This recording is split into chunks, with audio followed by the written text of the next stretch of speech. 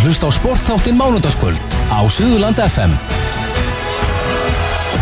Já, ég biðst afsökunar þessu smá þögnarna en það var smá tæknilega erfiðleikar hjá mér en ég kom með Arsenal-mannin á línuna Þór Símon, komdu blessa og sæll höfðingi.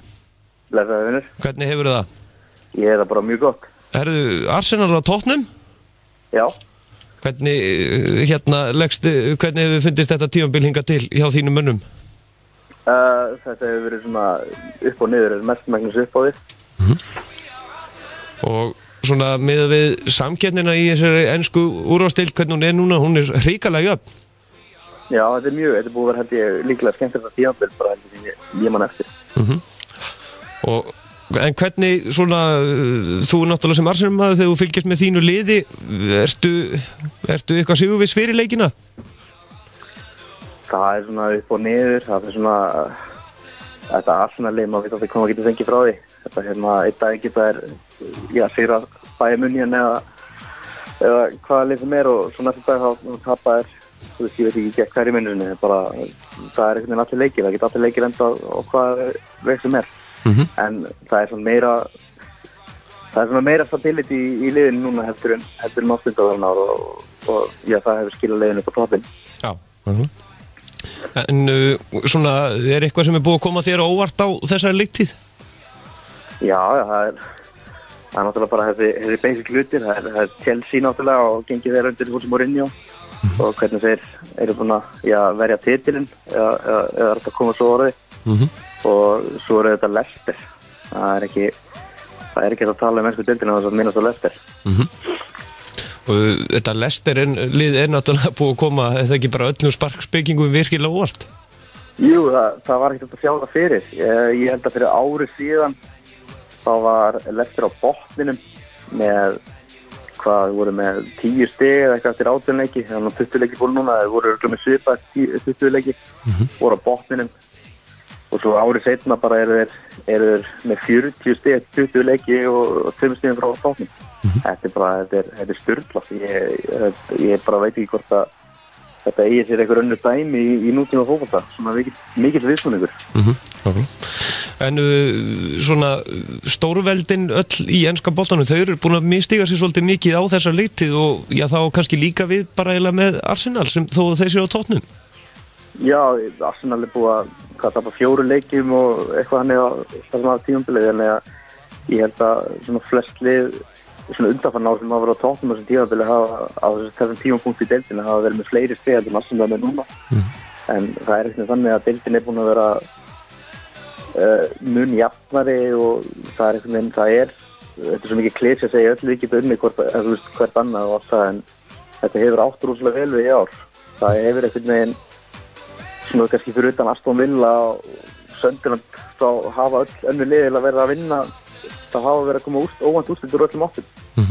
Þannig að þetta er en jú, ég meina það er náttúrulega hægt að nefna kannski Manchester United upp á undanfarna mánuði, þeir eru búin að vera alveg herfilega leiðilegir og líka eiginlega bara lélegir og ég meina Liverpool tapaði daginn gett Watford 3-0 en unnu á samanskapi City daginn 4-1, þetta er einhvern veginn allt út allt einhvern veginn.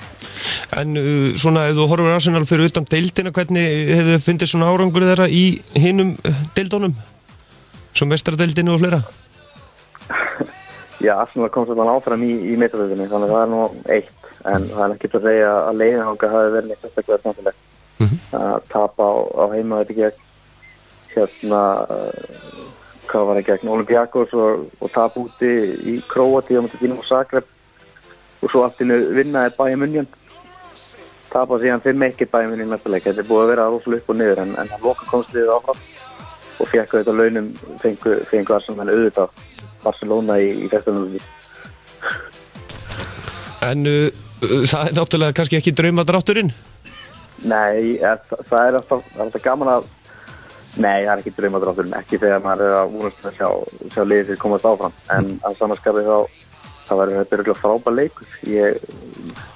Barcelona auðvitað kannski hefur gefað svona 95% sigur líkur á að Barcelona taki þetta en það er alltaf þess að 5% sem að kannski Arsenal á og það má svo mikið gleyma því að fyrir nokkrum árum þegar Arsenal mætti Barcelona þá vann Arsenal fyrir leikinn heima, tapaði síðan úti í Spáni eftir með rauðaspjaldi og Van Persie og svona alltaf, en voru þrátt fyrir að manni fari að nú kampalið mestmæknans leiktum, þá voru þeir svo nálægt því að slá út og loka sekundum þegar Niklas Bentner tek dauðafæri til að slá liðið út á 90. mínútu. Þannig að þetta getur farið á báða vegu, en auðvitað Barcelona bara yfirgengilega og gífurlega og miklu sigurstranglegri lið heldur en Arsenal þessari verið. En við vorum náttúrulega að tala Leicester áðan þegar í öðru sæti, er eitthvað möguleiki á því að þeir geta haldið þetta út alla leiktíðina? Ég hef alltaf búin að segja það einhvern veginn frá upphafi tímabilsins að það er ekki séns að það geta haldið þetta út, en þeir hafa samt haldið sér þarna uppi fram að þessu, og núna eiginlega snýst það bara sko, þetta er einhvern veginn búin að fara út frá því að maður segir bara nei, þeir eru að fara að detta í 8. sæti og svo hugsa maður þeir hljóta á Evrópusæti og núna hugsa maður þeir hljóta á Meistaradeildarsæti, og þetta, ég veit það ekki, þetta ásýrleik, eins og ég segi, þetta ásýrleik dæmi sem við getum svona bent á. Ég meina spútninglið síðast á svo Southampton og maður hélt alltaf vatnið þeim á síðasta tímabili, en þeir voru á sama tímapunkti voru þeir í 7. og 7. sæti, og þú veist, þá var maður svona nei, þeir ná ekki Meistaradeildarsæti, en þeir eru svona rosalega flottir. Leicester er núna í öðru sæti, einu stíu undan City og ég meina þeir eru 7 stigum undan Manchester United. Þeir virðast þegar geta ná í Meistaradeildarsæti allavega, og þetta veltur alltaf á hvort það þessi elst 3 kalda deilir. Það er Vardy, Mahrez og Kante á miðinni sem er búin að vera alveg stórkostlegur. En svona, ef þú lítur yfir núna með janúargluggan, var eitthvað svona, myndirðu segja eitthvað lið hafi gert betur en aðrir í kaupum? Ég veit alveg hvort það sé búið að vera eitthvað kaup eða hinga til. Nei. Hvaða Liverpool gert eitthvað gæja sem þeir lánuðu strax tilbaka. Arsenal var að kaupa þennan reiknum frá Basel, sem að vera engin veit hvað getur, en það bara kemur í ljós einhvern veginn. Ég er svona, maður hugsaði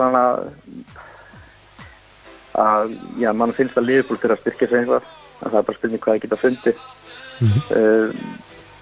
Ég veit það ekki, Manchester United kannski þarf að kaupa eitthvað, en mér finnst það alltaf að vera mestmegnis bara spurning leikskipulag hjá þeim frekar en að dæla í sér nýjum leikfölum.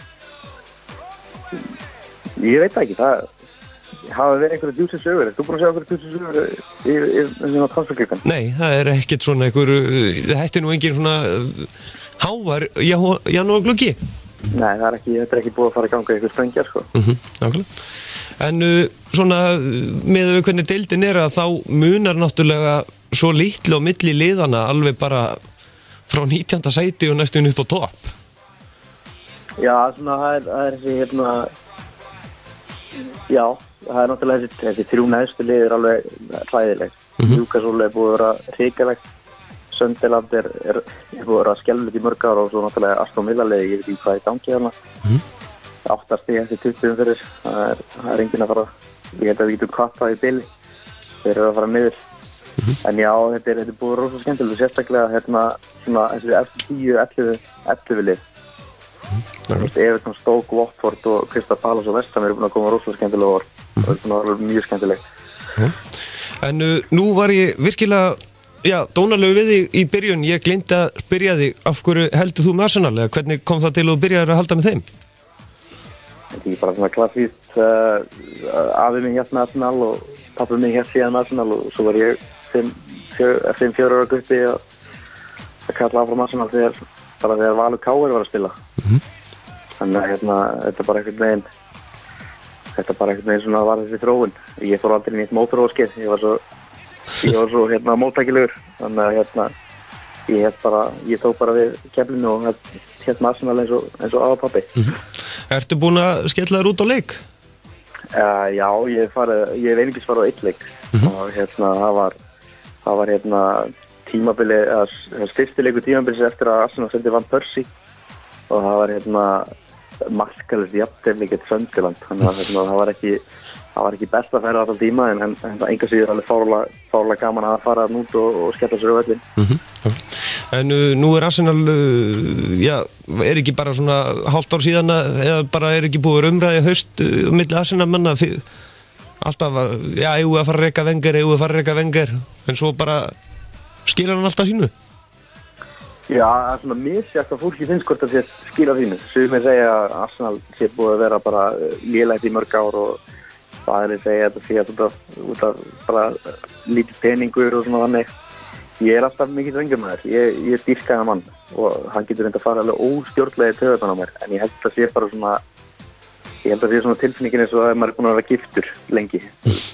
Ég dýrka hann mann. En auðvitað eins og kannski bara eiginkonan eða eitthvað, þá getur hún farið í taugarnar á manni, en mann er ekki vænt um það, þá er mann ekki að fara hendin út, sko. Þannig ég er þannig með Wenger. Hann hefur gert mörg mistök og ég hef ofta alveg verið brjálaður og fúll og pirraður og allt, en ég get ekki, ég var mjög sorgmæntið þegar hann fer. Þór Símon, þakka kærlega fyrir að gefa okkur tíma og svona í lokin, hverju verða Englandsmeistari í vor? Hjarta segir Arsenal, allavega hana. Og ég bara vona það best allavega ég, en við getum samt, það var nú gaman að sjá Leicester að taka þetta. Það var eitthvað. Er eitthvað leikmaður sem að þú myndi vilja fá núna í Arsenal? Þú mætti bara velja hvaða leikmann á heiminum? Ég er svo raunsær, sko, að ég myndi segja svona kannski Aubameyang frá mér í Dortmund. Ég er rosalega hrifinn á honum og mér finnst að vera svona doable, en ekki í janúarglugganum samt. Ég hugsa að það verði ekkert eitthvað stór kaup í janúarglugganum, en kannski í sumar. Það var gaman að fá hágæðar frá mér, ég hef búin að skora 40 mörk eða eitthvað í ár. Það var ekkert leiðilegt. Þór Símon, þakka kærlega fyrir að gefa okkur tíma og bara við klárum þetta spjall náttúrulega á Arsenal Forever-laginu. Já, auðvitað. Takk fyrir það, meistari, og gaman að heyra þér. Takk sömuleiðis. Gleðilegt ár. Takk. Gleðilegt ár. Já, við höldum áfram í boltanum hér eftir smá stund. Það er Gunnar Borgþórsson, þjálfari Selfoss, sem er næsti viðmælandinn. 1998 We are Arsenal.